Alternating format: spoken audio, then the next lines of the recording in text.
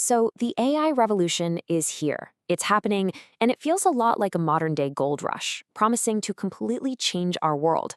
But if you're an investor, that creates a huge question. With all the hype flying around, where do you actually put your money? Today, we're going to dive deep into a different kind of strategy. We're going to look past the folks digging for gold and focus on the companies selling them the shovels. You know the legendary investor Charlie Munger? He just had this way of cutting right through the noise. And this quote? It's perfect. It gets right to the heart of the problem with any gold rush. It's just so hard to tell who's got a real claim and who's just selling you a story. Investing directly in the gold, the AI models themselves, can feel like buying a lottery ticket. It's packed with hype, full of promises that, well, who knows if they'll ever pan out. And to really see what I mean, get a load of this number. 175. At one point, that was the price-to-earnings ratio for NVIDIA. That is a staggering number, more than 7 times the average for the S&P 500. When you pay a price like that, you're not just betting the company will grow. You're betting it's going to grow at a pace that is literally historic, that it will completely change the world just to justify that number. That's a really high-stakes game, which makes you wonder, is there another way to play this? All right, so here's how we're going to break it all down in this explainer. First, we'll look at the AI gold rush itself. Then we'll get into our main idea, the picks and shovel strategy. From there, we'll open up the investor's toolbox, learn how to spot a real market leader, talk about managing the risks, and then wrap it all up into one big long-term bet. Okay, let's dive right in. The AI gold rush. Because before we can really appreciate the opportunity in selling the tools, we have to understand just how much digging is actually going on. And wow, the numbers here, they really tell a story. By 2026, we're looking at global IT spending topping $6 trillion. But here's the kicker. Out of that, over $2.5 trillion is expected to go directly into AI. I mean, think about that. We are literally watching one of the biggest, fastest floods of investment capital in history, all pointed at one thing, building the foundation for this new AI world.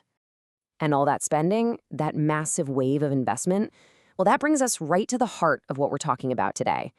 Think back to the original gold rushes. You know who made some of the most dependable fortunes? It wasn't always the lucky guy who struck a huge vein of gold. It was the folks who were selling all the miners their picks, their shovels, their blue jeans. So what if we took that exact same idea and applied it to AI? So this is what we call the picks and shovels strategy. It's a way of thinking that shifts your focus. Instead of chasing the super speculative, high-flying companies at the very top, you look at the foundational companies, the ones that are absolutely essential for making the whole industry run. The whole idea is to get the upside from the industry's growth, but hopefully with a little less risk of getting burned if one particular company turns out to be all hype. Okay, so what are the modern-day picks and shovels? What are we actually talking about here? It's so important to get this. AI isn't some magic thing that just lives in the cloud. It is a deeply, deeply physical thing. It needs huge power grids. We're talking gigawatts of power. It needs crazy advanced cooling systems. And when you get down to the chip level, the real choke points are in these super specialized fields. Things like advanced packaging, right? The unbelievably complex machines that a company like ASML basically has a monopoly on are essential. Or the equipment from companies like Lam Research that actually manufacture the chips. These things are the physical atoms of the AI revolution. And this is the key, you guys. This is the big takeaway. Success in AI is completely tied to and limited by the real physical world.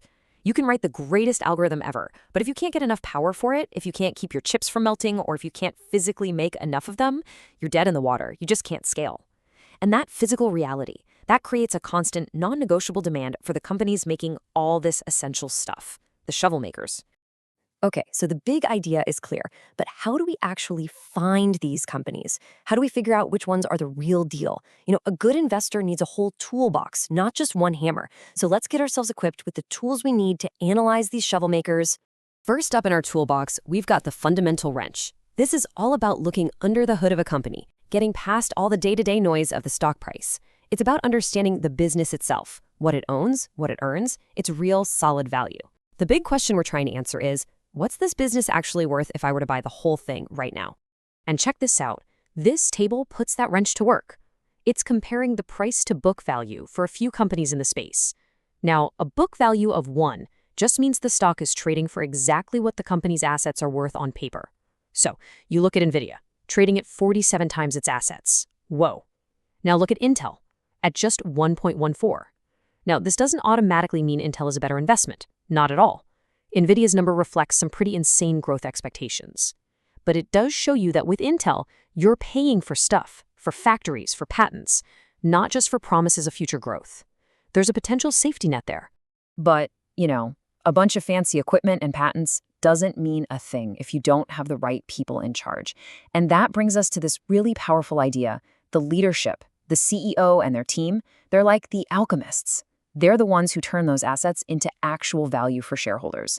So it's not enough to just look at the numbers. You have to ask who's running this ship. Are they smart? Do they have a good track record? Because great assets are one thing, but great alchemists, that's the secret sauce.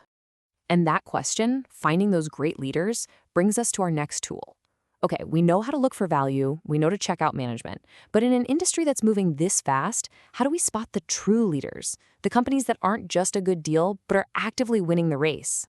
And for that, we're going to pull out the growth hammer.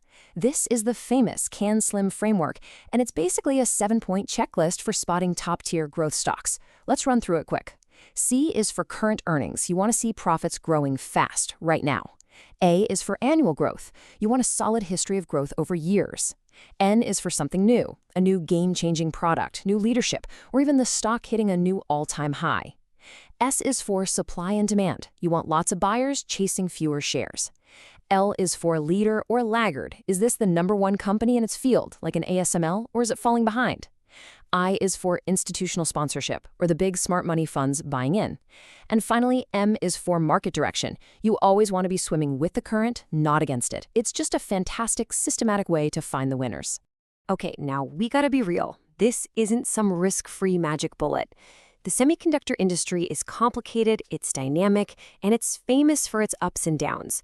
So our last set of tools aren't for finding stocks, they're for navigating the dangers. We need a compass to know where we're going and a shield to protect ourselves. And probably the most important tool in our compass is learning to separate the signal from the noise. The AI build-out, this massive shift, that's a secular trend. That's the signal. It's a huge, long-term change. But the semi-industry itself has always gone through business cycles, boom and bust. That's the noise. A smart investor keeps their eye on that long-term signal and doesn't get scared off by the short-term noise of the cycle.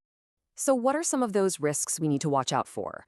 Well, there are geopolitical tensions. For instance, China's grip on critical minerals like gallium creates real supply chain headaches.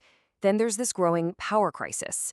AI data centers use a truly shocking amount of electricity, and our power grids might not be able to keep up. Plus, these businesses need billions and billions in capital to operate. To protect against some of this stuff, more advanced investors might use a shield, like put options, which basically work like insurance if a stock's price takes a big dive. All right, so we've been through the gold rush, we've got our strategy, we filled up our toolbox. What does this all boil down to? What's the big picture long-term bet we're really making here? Look, the long-term bet here isn't about picking the next hot AI app. It's not about which model's going to win. The bet is on a simple fact.